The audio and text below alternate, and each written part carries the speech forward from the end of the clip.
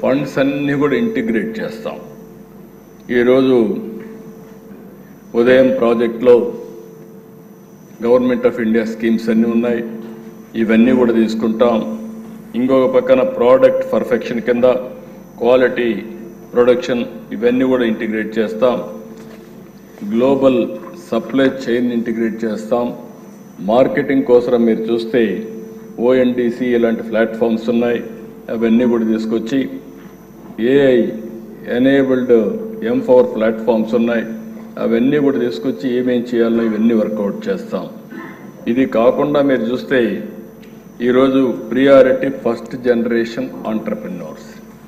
చాలామంది ఏమనుకుంటారంటే పరిశ్రమలు అంటే ఇది మాకు చేత కాదనుకుంటారు, కానీ ఎక్కడో ఇక్కడ ప్రారంభించాలి. ప్రతి ఒక్కరూ సర్వీస్ సెక్టర్ కావచ్చు, ప్రొడక్షన్ కావచ్చు, మ్యానుఫ్యాక్చరింగ్ కావచ్చు, నాలెడ్జ్ ఎకానమీ కావచ్చు, ఏదైనా సరే ప్రతి ఒక్కరు ఆలోచించుకుంటూ ముందుకు పోవాల్సిన అవసరం ఉంది. ఫస్ట్ జనరేషన్ ఎంటర్‌ప్రెన్యూర్స్ని ప్రమోట్ చేయాలనుకుంటున్నాం. ఇంకొక పక్కన హైయర్ ఇన్సెంటివ్స్ ఇచ్చాం.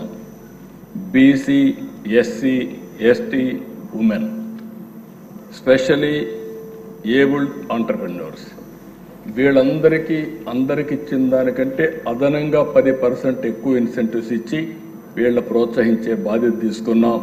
నా ఆలోచన ఒకటే, జనాభా దామాషా ప్రకారం అన్ని రంగాల్లో వీళ్ళు రాణించాల్సిన అవసరం ఉంది.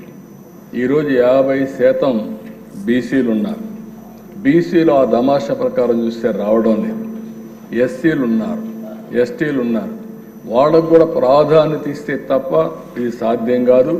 అవసరమైతే వీళ్ళందరికీ ఏ విధంగా మనకు సప్లాన్స్ ఉన్నాయో అవన్నీ తీసుకుని ప్రత్యేకమైన నిధులు పెట్టి వాళ్ళని ఏ విధంగా ప్రోత్సహించాలో ప్రోత్సహించే బాధ్యత, అదనంగా ఇన్సెంటివ్స్ ఇచ్చే బాధ్యత ఈ ప్రభుత్వం తీసుకుంటాం. ఇది ఒక ఇండస్ట్రియల్ పాలసీ వరకు ఇది వస్తుంది. మిగిలిన ఇక్కడ వేకర్ సెక్షన్స్కి ప్రత్యేకంగా ఇస్తామని చెప్పి కూడా నేను మీకు తెలియజేస్తున్నా.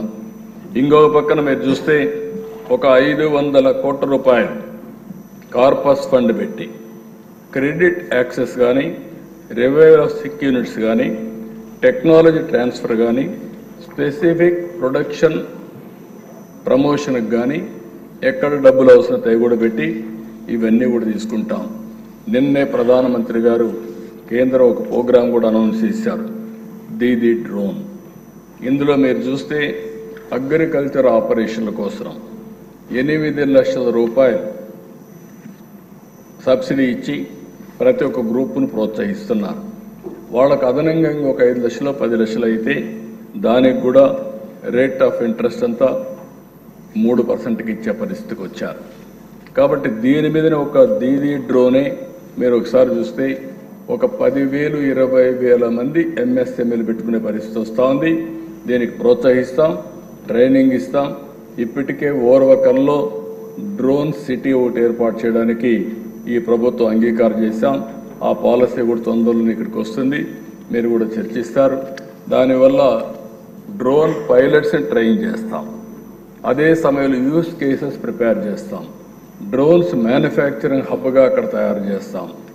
కాబట్టి ఇలాంటి వినూత్నమైన టెక్నాలజీస్ అన్నీ ఉపయోగించుకోవడానికి ముందుకు పోయే పరిస్థితి వస్తుంది.